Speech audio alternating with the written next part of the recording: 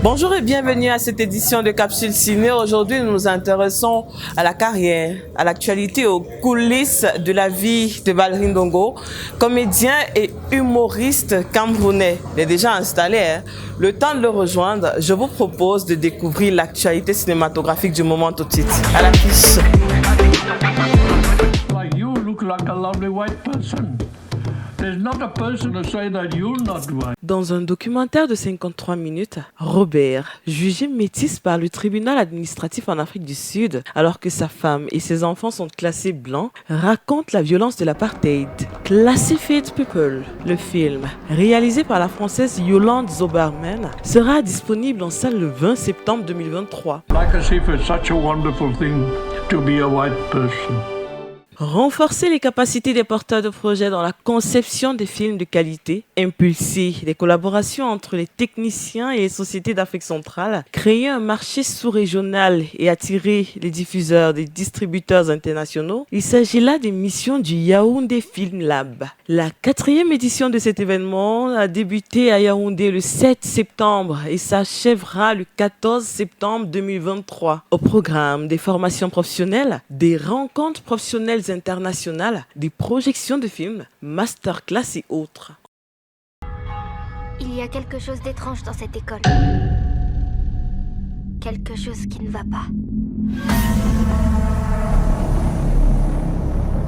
En 1956, en France, un prêtre est assassiné et un mal se répand. Sœur Irène se retrouve à nouveau face à face avec Valak, la nonne démoniaque.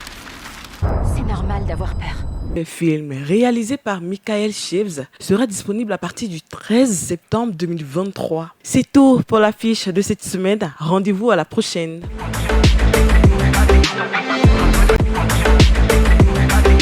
Bonjour Valeri et bienvenue sur Capsule Ciné. Bonjour EB, merci de m'avoir invité sur Capsule Ciné. D'accord. Vous êtes artiste, parlez-nous de vos formations, vos débuts. Les débuts ont été comme pour tout le monde, ça a été compliqué, c'était difficile, parce que le choix des métiers comme celui d'artiste au Cameroun, c'était très très compliqué à l'époque. Maintenant, ça va nettement mieux parce qu'il y a suffisamment d'exemples d'artistes jeunes qui ont réussi et les parents sont beaucoup plus motivés maintenant à laisser leurs enfants faire l'art et même à accompagner leurs enfants faire l'art. Mais c'était compliqué notre époque, compliqué, mais on a tenu bon. La preuve, on est là. Aujourd'hui, vous êtes un artiste connu. Votre art nourrit-il son nom? Je fais ce métier de façon professionnelle depuis 20 ans. Je gagne correctement ma vie depuis 2009.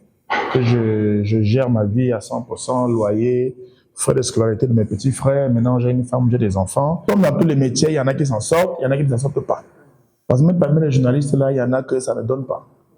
La vie, c'est le flou artistique. Parmi les artistes, c'est pareil. Mais malheureusement, pour ceux qui posent cette question-là, aujourd'hui, il y a trop d'exemples d'artistes qui vivent bien, qui vivent décemment et qui envoient leurs enfants dans des meilleures écoles possibles ici au Cameroun et qui sont en train de préparer que quand ça va faire haut, ils envoient les enfants en appel au bac.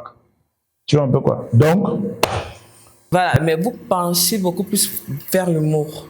Pourquoi? Est-ce que parce que l'humour est plus facile que le cinéma? Ah non, l'humour est plus dur que le cinéma.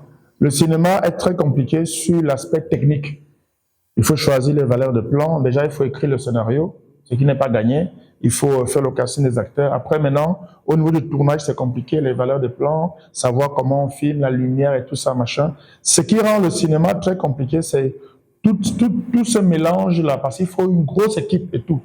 Mais comparé à l'humour, c'est beaucoup plus compliqué l'humour, parce que l'humour, c'est un travail, il n'y a pas de filet.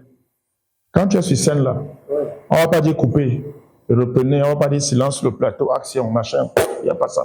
C'est où ça passe, où ça casse. Le cinéma, on peut arranger. On peut gérer au montage, on peut reprendre des scènes X fois, jusqu'à ce que ça donne. Donc l'humour est tout sauf facile, mais alors pas du tout facile. Justement, Valeri, à quand une véritable œuvre cinématographique venant de vous? Une œuvre cinématographique qui respecte justement les standards du cinéma. Donc, ce que j'ai déjà fait là, c'est les standards ne sont pas respectés. Non, c'est carrément de l'humour, c'est pas le cinéma. Oui, mais bon, après, on va dire une série, c'est pas un film, c'est vrai. Mais en même temps, on tourne ça à la même caméra. Je dis ça, je dis rien. Donc, au cinéma, il n'y a pas qu'un style.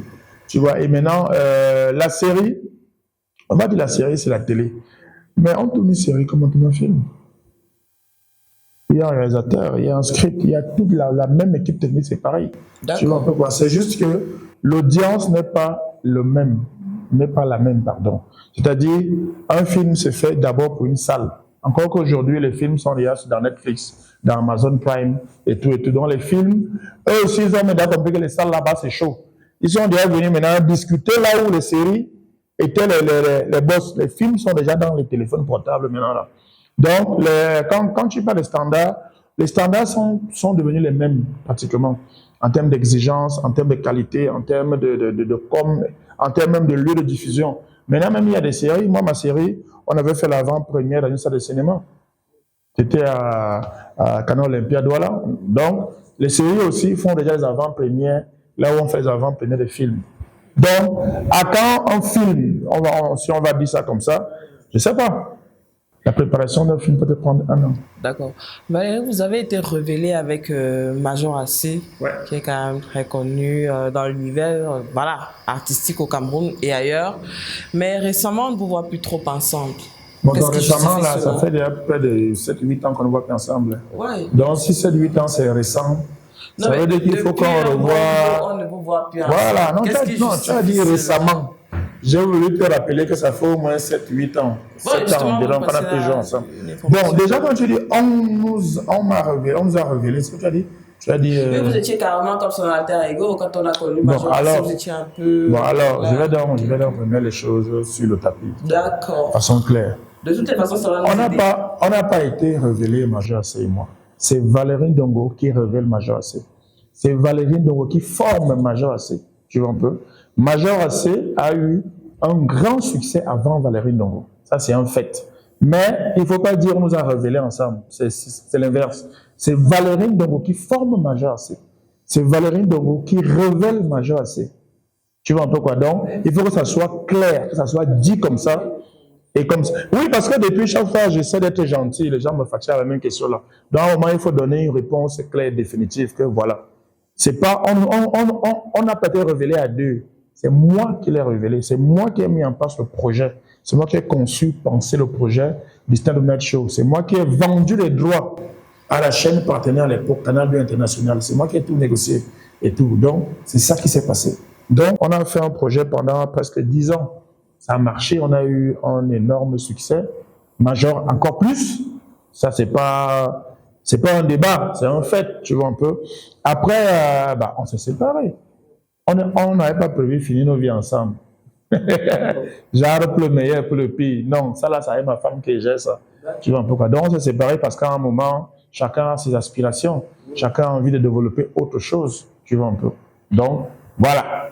Si la réponse est claire, c'est bien. On va continuer d'apprendre. Et c'est avec l'intelligentsia du jour.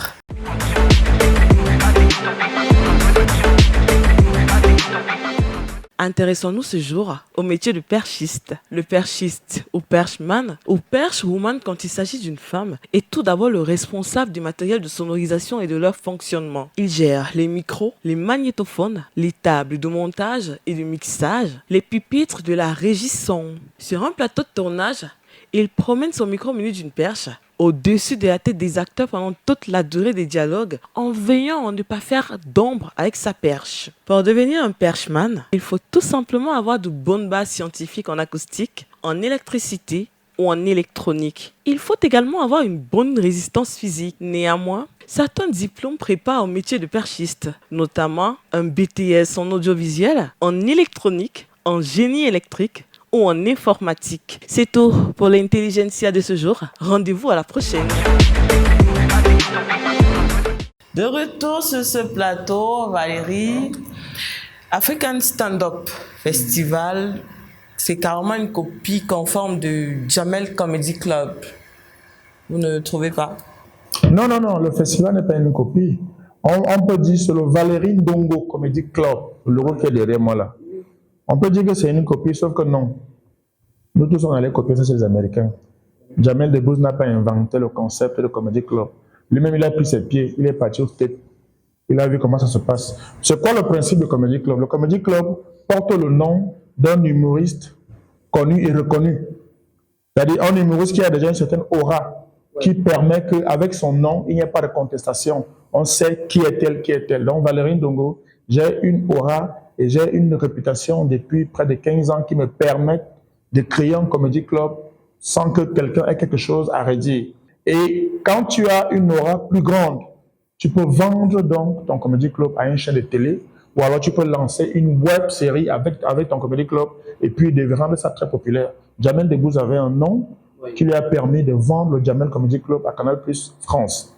Et c'est ça qui a fait que ça soit hyper méga populaire. Tu vois un peu quoi? Oui. Donc voilà ce que je peux dire. Ce n'est pas une copie, c'est un concept qui existait déjà. Il n'y a pas un syndicat qui délivre une licence pour ça. Le message est bien passé en tout cas. Merci Valérie d'avoir été avec nous. Merci. Revenez quand vous voulez. Oui, revenez quand vous voulez. Capture Chilling, c'est terminé pour aujourd'hui. Rendez-vous à la prochaine. Merci à Arsène Meza pour la réalisation de cette émission. D'ici là, portez-vous bien.